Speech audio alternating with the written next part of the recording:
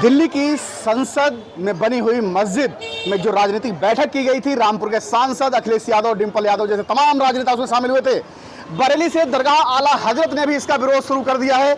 हमारे साथ दरगाह आला हजरत से जो बयान आ रहा है जवाब देने के लिए जो है हमारे साथ मौजूद है, उनसे समझ लेते हैं। सर, क्या नाम है आपका? मेरा नाम समरान खान है।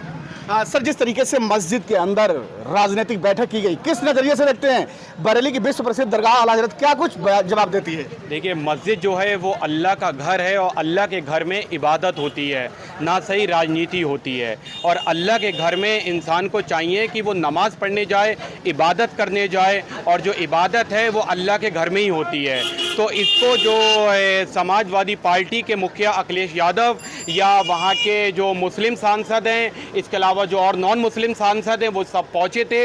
हम उसका विरोध करते हैं क्योंकि ये मस्जिद जो है वो अल्लाह का घर, और अल्लाह के घर में राजनीति की बातें या राजनीति करना या वहाँ बिना एहतराम बैठना गलत है।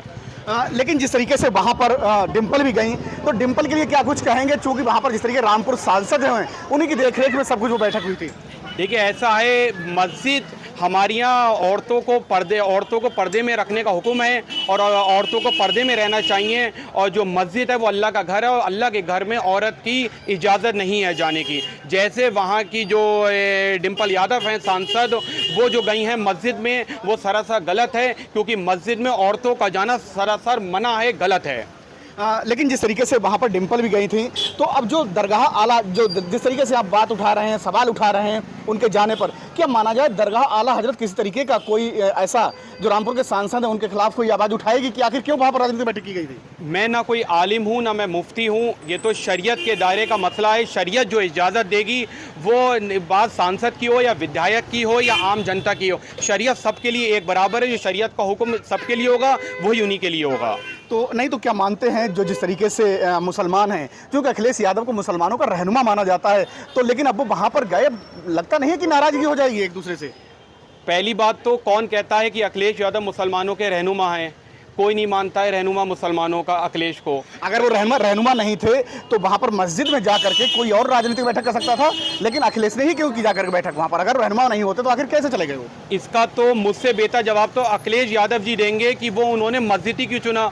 उनके पास जब समाजवादी पार्टी के कार्यालय ख़त्म हो गए थे, या उनके पास सांसदों के घरों में जाने की जगह नहीं थी, जो उन्होंने मस्जिद को चुना बात करने के लिए। और बात आ रही है, क्या कहते हैं कि अखिलेश यादव जी का, कि शरीयत के दायरे में, मैंने क्या कहा आपसे कि हुक्म होना चाहिए, जो शरीयत की जो शरीयत कहेगी वही होगा। वो ना सही, शरीयत के लिए सब एक बराबर हैं, वो फिर वो कोई भी MP हो, MLA हो, आम व्यक्ति हो।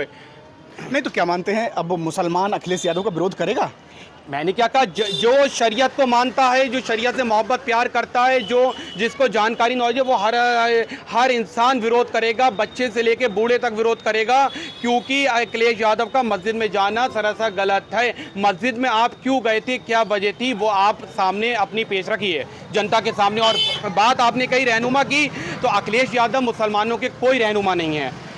तो फिलहाल ये हैं दरगाह आला हजरत से जुड़े हुए तमाम वो लोग जो जिनका साफ तौर पर कहना है कि जो मस्जिद है वो खुदा का घर है, लेकिन वहाँ पर जाकर के जिस तरीके से अखिलेश यादव ने राजनीतिक बैठक की है, डिंपल यादव वहाँ गई हैं, मस्जिद की जो एक गरिमा है उसको भंग किया है। इस तरीके का बयान देना कि नंगी बैठी हैं, तो ये तो गलती है। और हिंदू मज़हब में जो है, साड़ी जब कोई भी लेडीज़ पहनती है, तो अगर उसकी पीठ दिखती है तो वो तो उनका पहनावा है, लिबास है, उसमें कोई फ़र्क वाली बात नहीं है। मगर ये कह देना कि नंगी बैठी है, तो ये अल्फाज उनके गलत हैं। इस तरीके की बात किसी भी लेडीज़ को लेकर नहीं कहना चाहिए। ये हमारा वतन हिंदुस्तान है और यहाँ का पहनावा जो है वो साड़ी का पहनावा है। ज़्यादातर यहाँ की लेडीज़ जो हैं साड़ियाँ पहनती हैं। अगर आप उनको एक को कहोगे तो वो सबके ऊपर इशारा हो रहा है कि अगर पीठ दिख रही है तो क्या सबकी पीठ दिख रही है, तो वो उनको सबको नंगा कहोगे क्या? ये गलत अल्फाज हैं। ऐसे अल्फाज नहीं बोलना चाहिए जिससे कि किसी के दिल को ठेस पहुँचे। और मोहब्बत का पैगाम देना चाहिए। बेहतर यह है कि आपस में इत्तेफाक मोहब्बत के साथ रहें।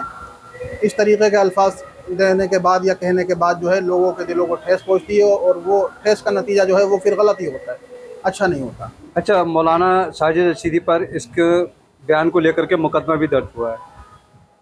हाँ, तो जब अल्फाज गलत कहेंगे तो मुकदमा होंगे, ऐसे अल्फाज नहीं कहना चाहिए। तो किस तरह से देखते हैं उनका इस बयान को?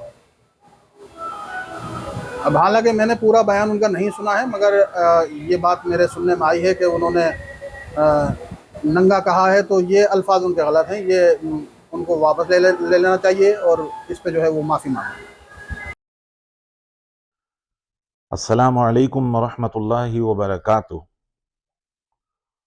मीडिया के कुछ जिम्मेदार लोगों के जरिए एक वीडियो देखने को मिली जिसमें कुछ पार्टी के नेता एक मस्जिद में मीटिंग करते हुए नजर आ रहे हैं और उसमें कुछ महिलाएं भी हैं। और उसी से बाबत एक वीडियो और देखने को मिली जिसमें एक मौलाना, जिनके नाम के आगे मौलाना लगता है, मौलाना साजिद रशीदी साहब ने किसी महिला के लिए बहुत गलत बयानबाजी की। मैं समझता हूं कि यह सरासर गलत है, इस्लामी तालीमात के खिलाफ है। जो अल्फाज उन्होंने इस्तेमाल किए हैं मैं उसको इस्तेमाल भी नहीं कर सकता, पर सुनने के बाद यकीनन ये बहुत ही महिलाओं के सम्मान के प्रति आपत्तिजनक है और गलत है और इस्लामी तालीमात के कतअन खिलाफ है। आपको जो है बहुत सोच समझ कर बोलना चाहिए, क्योंकि आपके नाम के आगे एक मौलाना लगता है और मौलाना वो होता है जो उलूम हासिल किए हुए होता है, मजहबी तालीमात को अपने अंदर उतारा हुआ होता है। तो मैं समझता हूं कि मौलाना साजिद रशीदी साहब को अपना ये बयान वापस लेना चाहिए और सिर्फ महिलाओं से नहीं बल्कि पूरी जनता से माफी मांगनी चाहिए।